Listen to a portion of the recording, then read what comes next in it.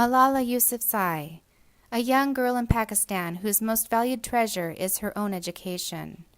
Malala grew up in Swat Valley in the northern region of Pakistan. Swat Valley is known as a paradise on earth, a popular destination for tourists from all over the nation. This paradise was lost when the Taliban took hold of the region. Taliban publicly tortured and killed politicians and activists who spoke out against the militants, destroyed over 400 schools, and banned education for girls. This ban hit on the deepest core value around which Malala's life revolved. At age 11, brave Malala gave her first speech at a local press club titled, "How Dare the Taliban Take Away My Right to Education?"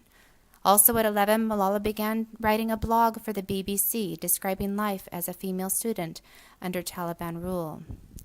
On October 9, 2012, Taliban members boarded Malala's school bus and shot Malala and two of her friends. The attempt on Malala's life stirred emotions and drew support for Malala's cause from nations around the world. The assassination attempt did not silence Malala. Instead, it drove her strengths to a heightened intensity. Her strength in what she believes, belief that all children have a right to education, is exemplified by her unwavering public campaign, regardless of the risk. Her strength in empathy is exemplified by how she influenced her father to sponsor education for children without the means for tuition, and by calling on all nations to fight not only for education, but for protection against child labor, forced marriage, poverty, ignorance, and injustice.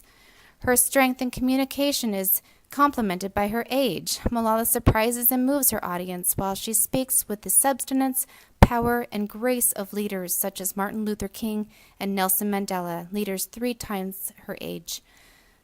Malala's strengths have persisted through diversity, drawing a worldwide following and establishing her as a leader, a change agent, a visionary, and one whose mission is to empower others.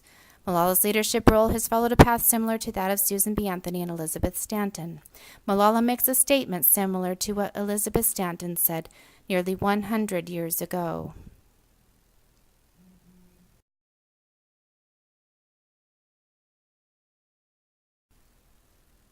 On July 12, 2013, Malala spoke publicly for the first time since her attack in an address to the world at the United Nations Youth Assembly. She spoke so that thousands of others in like despair could be heard. She acknowledged the reasons why the Taliban resist education, reasons like fear and ignorance, reasons that are not unlike those explained in the text article dealing with resistance to change, where ignorance is defined as a lack of real understanding. She called for the world to be empathetic. She called for change. And she called for women to help make this change by standing up for their rights so they will be heard. The wise saying, "The pen is mightier than sword," was true. The extremists were and they are afraid of books and pens. The power of education frightens them. They are afraid of women. The power of the voice of women frightens them. And that is why they killed 14 innocent students in the recent attack in Quetta. And that is why they killed female teachers and polio workers in Khyber Pakhtunkhwa. That is why they're blasting schools every day, because they were and they are afraid of change, afraid of equality that we will bring into our society. Thousands of people have been killed by the terrorists, and millions have been injured. I'm just one of them. So here I stand. One girl among many. I speak not for myself, but for those without voice can be heard. Those who have fought for their rights. Their right to live in peace. Their right to be treated with dignity. Their right to equality of opportunity, their right to be educated. Dear friends, on the 9th of October 2012, the Taliban shot me on the left side of my forehead. They shot my friends too. They thought that the bullet would silence us, but they failed. And out of that silence came thousands of voices. The terrorists thought that they would change my aims and stop my ambitions. But nothing changed in my life except this.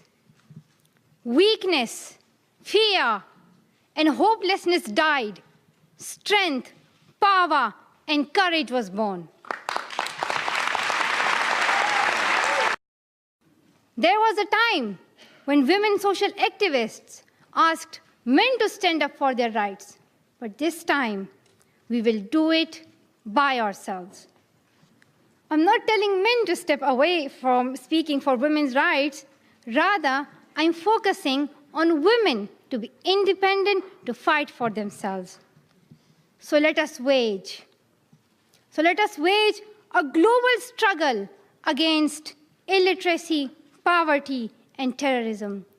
Let us pick up our books and our pens. They are our most powerful weapons.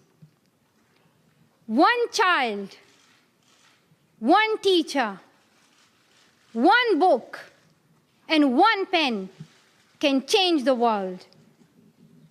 Education is the only solution. Education first. Thank you.